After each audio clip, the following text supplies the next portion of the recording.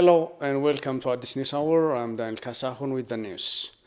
Prime Minister Abiy Ahmed heralded the commencement of the Dambi-Dollo-Mugi Dollo Asphalt Road project.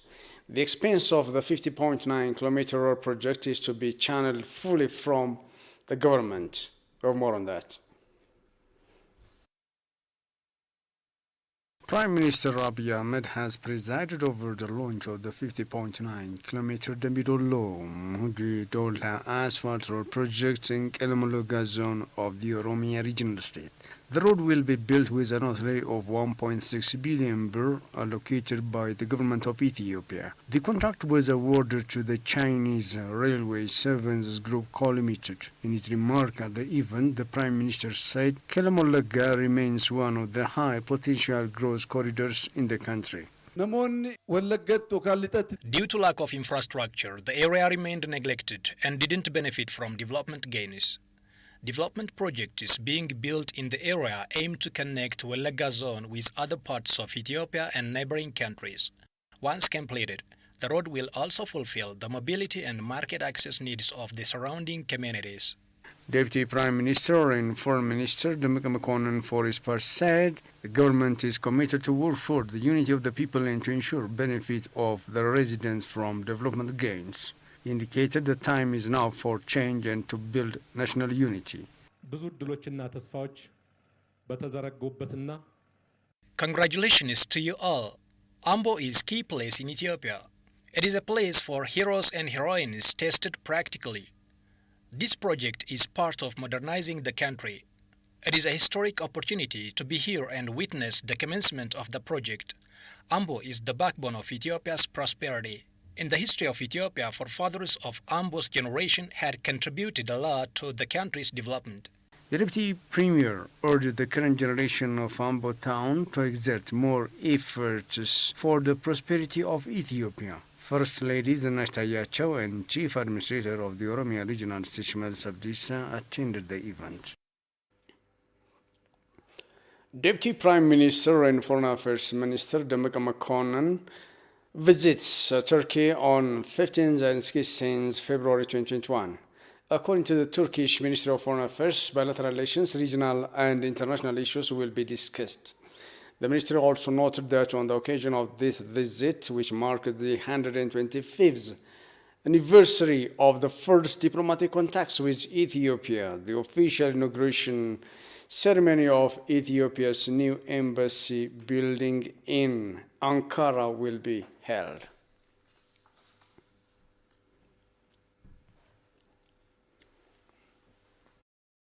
Ethiopian ambassador appreciates South Africa's role in facilitating the GERD negotiation. Ethiopian ambassador to Egypt, Marcos Tekle, hailed the effort South Africa had exerted in facilitating the GERD negotiation during its leadership of the Continental Organization. He said this during a discussion with Ambassador of South Africa to Egypt, Joseph Mashimbe. He emphasized that the wisdom and dedication displayed by President Cyril Ramaphosa of South Africa in pursuing a principled approach is an exemplary role to address continental problems. Ambassador Marcos further added that this resolve is a clear reflection of South Africa's commitment to find an African solution to African problems. Ambassador Mashimbe, on his part, expressed his hope that the three countries could manage to complete the African Union-led negotiation successfully.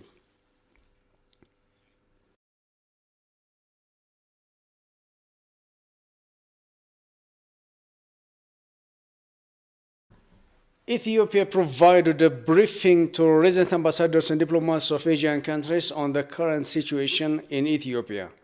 The discussion also covered regional issues and areas of cooperation between Ethiopia and the Asian countries. Ethiopian State Minister of Foreign Affairs, Ambassador Redwan Hussein, explained to the ambassadors about Ethio-Sudan border issues, the Grand Ethiopian Renaissance Dam talks, rehabilitation and delivery of humanitarian assistance in Tigray regional state. Regarding Tigray, he said the government has intensified its efforts to bring perpetrators to justice to ensure rule of law, besides providing humanitarian assistance to those in need and restoring infrastructure damaged by TPLF. He said the disinformation being released on social media regarding Tigray region are baseless and don't reflect the reality on the ground.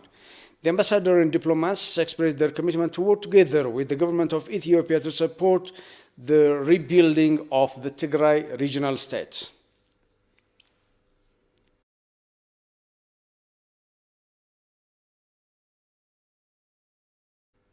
The European Union envoy said international humanitarian organization doing well in Ethiopia's Tigray regional state. European Union envoy and Minister of Foreign Affairs of Finland, Pekka Haavisto, paid a two-day visit to Ethiopia last week.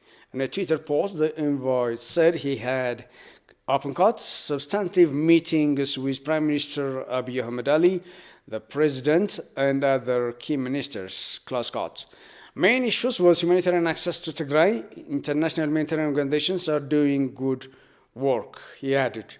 Haavisto also held discussion with Chairperson of the African Union Commission, Musa Faki Mahamat, and the African Union Commissioner for Peace and Security, Ambassador Ismail Chorgi, on EU-AU cooperation.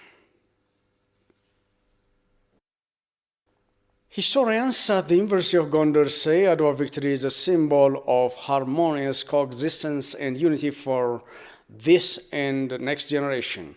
They called upon Ethiopians to solve the problems they face in the nation in unison. Kasanchan takes it from here. Der ganzen Welt sich ist fragt, was das Ergebnis.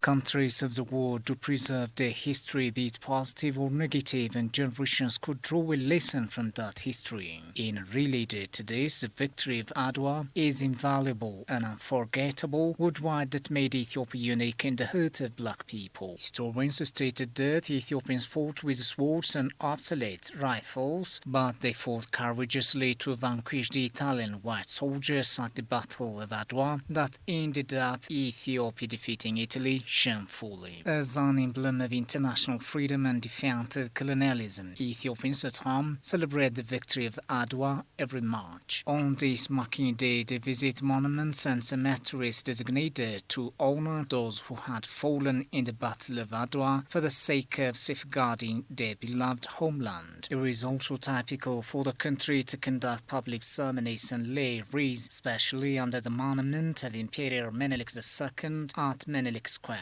Officials usually deliver a speech encouraging a greater public to enliven the values of the victory of Adwa and learn from the patriotism of the heroes of Adwa who bravely resisted colonial rule. History and Heritage Management Department at the University of Gondar, Desalegn Bizuna, regrets that most Ethiopians do not know a lot about their history and the sacrifice of patriots. Usually most stay at home and only some visit statues and pay homage to patriots and war veterans in this national holiday. That generation was a critical thinker and aware of finding solutions to problems in unison. As a result, every Ethiopian today, irrespective of race, social and religious background, sees the victory of Adwa as eternal and priceless pride for all Ethiopians. Current Ethiopia as our home is a product of social and historical processes in which many generations have been evolving, so we all Ethiopians ought to run for solidarity. Other scholars from the University in the History and Heritage Management Department have this to say on the multitude of values of Adwa victory for Ethiopians and the entire black people.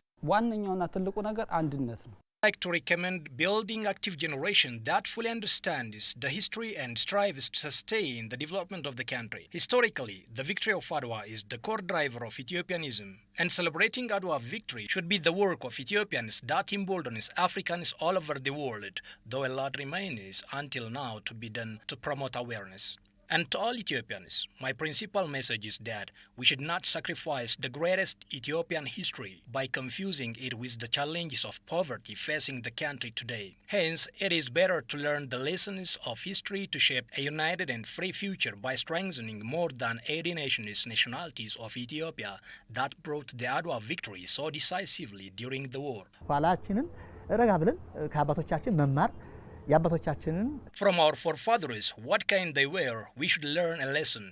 They had very great humanity and they were even tirelessly treating their Italian invaders after they won the war. Thanks to the selfless effort of our forefathers and mothers and their sacrifice at the Battle of Adwa, we have today a country we call Ethiopia. Therefore, it is our historical and moral duty to do whatever we can, not only to preserve this unity, but also to define our future destination, building modern, prosperous, and dynamic Ethiopia, which can satisfy the interests of all citizens by taking into account unity and diversity. The youth in particular does have a responsibility to build a new culture which can accommodate all citizens as a driving force of development so that they can contribute their own to their country, sustaining the current spirit of oneness by upholding humanistic values and strengthening social cohesion and cooperation.